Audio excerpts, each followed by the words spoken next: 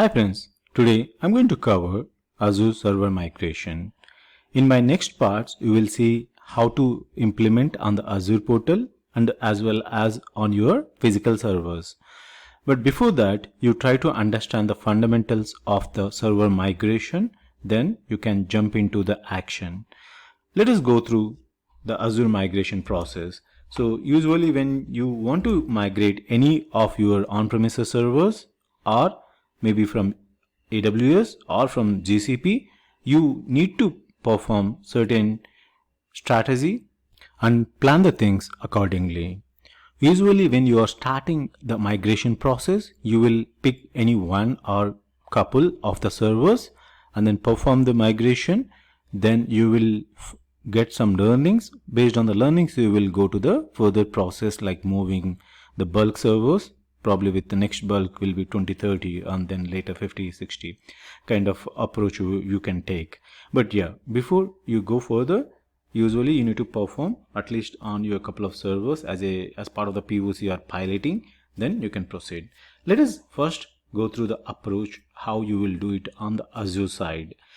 Azure portal have different options to migrate your database, VDA, server migration, or your web application migration. So as part of the server migration, you will get two options: Azure Migrate Server Assessment, Azure Migrate Server Migration. So these are the two important parts as part of the server migration. As part of the server assessment, you are going to perform discovering the servers, install Azure Migrate Appliance, run the Migrate Appliance, install agent to find dependencies, assess the workloads, and creating the estimation. This is the sequence you will follow when you are doing it from the Azure portal.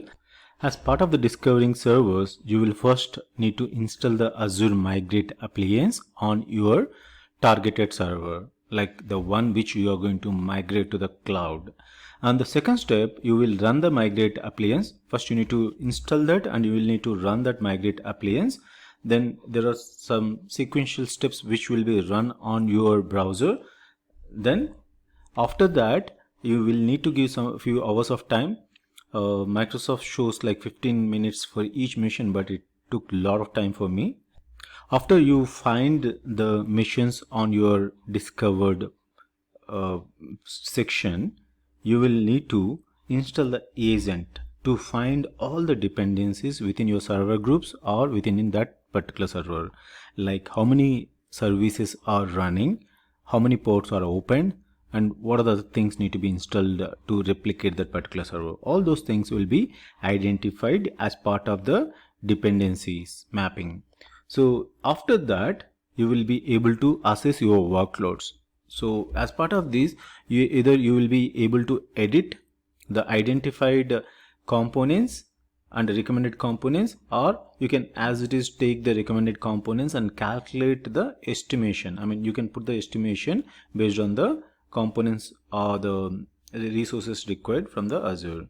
So coming to the server migration, as part of this, again you will need to perform the discovery, and you will need to as part of the discovery you will need to create a Windows VM. So there are certain recommendations whether you are going to use a replica server or you're going to use the scale out option. So there are two different options available. If you're going to use scale out, you will need to use some Windows 2016 Azure VM, and there are certain specifications. I'm going to talk about that in coming slides.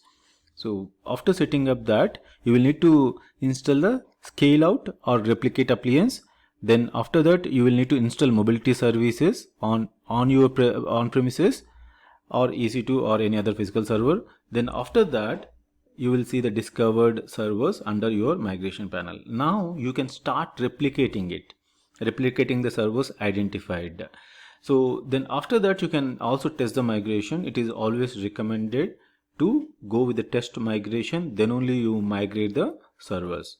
So after the replication process, you will test the migration servers and then you will go with the actual migration. These are the steps usually you need to follow for the server migration. Coming to the next step, these are the two different sections I was talking about up until now. like Azure Migrate Server Assessment, Azure Migrate Server Migration. So first you can perform to find out what is the cost involved to migrate your number of servers. You can do all this. Then you can make a call, like how many servers need to be moved and where I can save the cost, or whether really the recommended options suitable for that, or you have to make changes. All those things can be done as part of the assessment. Assessment will really help you to analyze the many aspects. So first you always need to perform that. Then after that you can go with the server migration, and as part of the Discover servers, replicating servers, test migrated servers, migrated servers. So these are the 4 different steps you need to perform as part of the server migration. So it's very clear, but definitely you will have a lot of challenges while you're performing. But at least if you see the navigation part, it is very easy to understand, not so difficult. But when you face the challenges, probably you will be stuck for a couple of hours based on the type of challenge you are facing on the process. So yeah, let us move further. It is very easy to understand in this form. So very first thing is, like in on-premises servers, you will need to configure certain ports. That means you need to enable certain ports based on the type of workload you are going to move. If it is VMware, you are going to enable the 443 port. If it is Hyper-V, you will need to enable 5985 and 5986 ports. Then, okay, as a very first step, you will need to download and configure the appliance on your on-premises server or on your physical server. So this one will be available as soon as you click on the server migration, create a project for with assessment. Then you will copy that downloaded appliance to those particular on-premises servers, and you will install that. After installing that, you will start the discovery. That means you will need to run the PowerShell script to run those files. Then it will start the discovery as a second step. After discovering the number of servers, that information will be sent back to the discovery service under your Azure Migrate.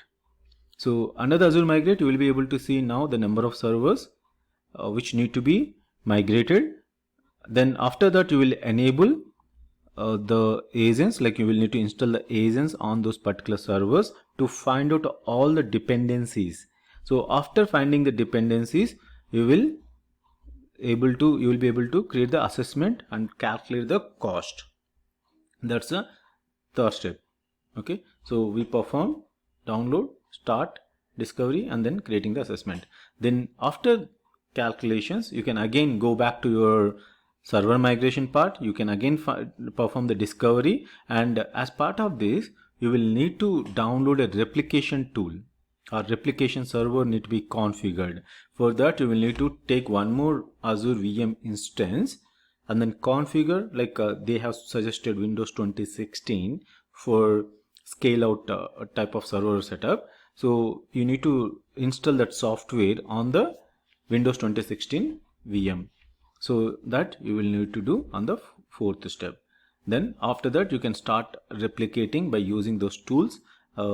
And then finally you will land to the test migration, and then you will also be able to migrate those servers.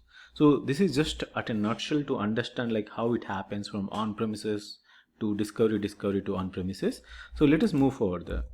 Now to perform this, there are certain prerequisites. So you will need to create Azure subscription.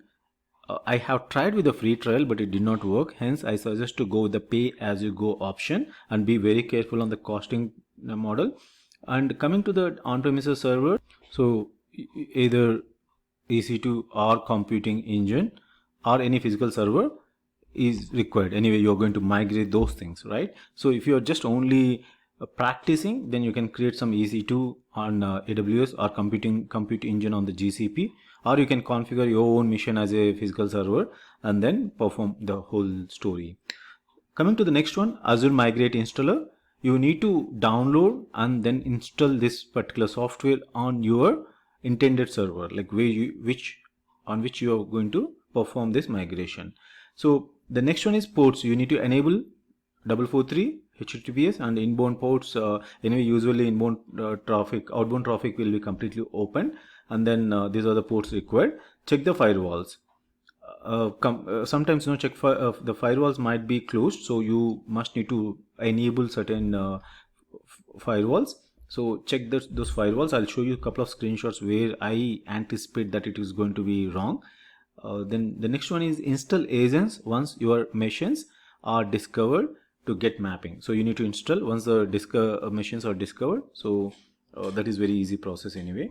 So coming to the next one, as I mentioned, this is a install agents process. Like after installing the agent, it will identify the dependencies and show you this type of link, but before that it will show you install agents. So by using this, you will be able to install the agent on the machine where you are performing the migration. Okay, so the next one is where it can go wrong. I said like the firewalls can be sometimes disabled.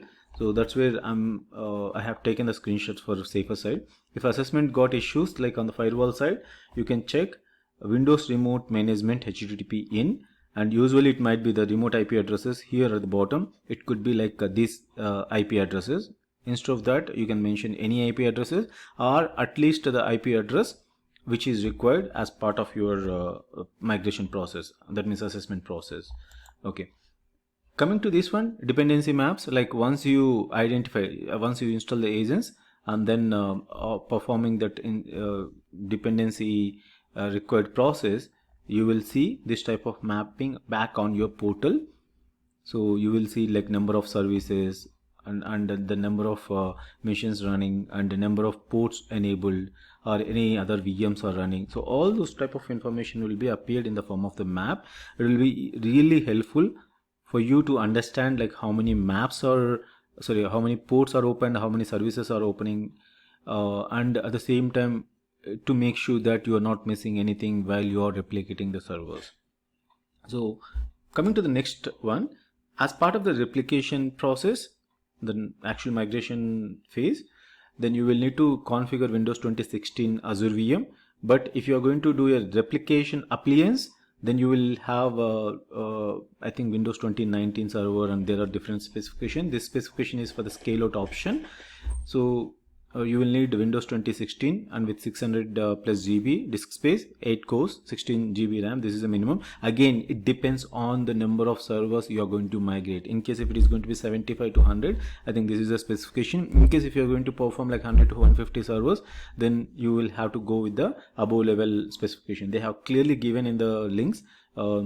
You can follow that. So coming to the replication appliance installer, so as part of this you will be able to download the replication appliance, which you need to copy. I think it is like 1.2 GB size. You will need to download that and copy that onto your replication server. So this is your replication server which you are freshly configuring, and then after that you will need to install the mobility services on your server, on your on-premises server. For example, you are going to take your on-premises or EC2. On that you need to install the mobility services. Where you can get this mobility services is you can copy this from your replication server, which is this one, Windows 2016. From there you will be able to copy. In case if you have any doubts, you can go through my next parts, like it is covered in the part 6. So go through that, part 6 or part 7. So go through that and then replicate it. Install the mobility services. Coming to the next one, like ports, you will need to enable 443 port and also 9443 port on Windows 2016 server. So these are the prerequisites or the required softwares for the replication appliance server. So this is a mobility server installation on the on-premises server. This is how it appears. The file name will be like Azure Site Recovery Unified Agent.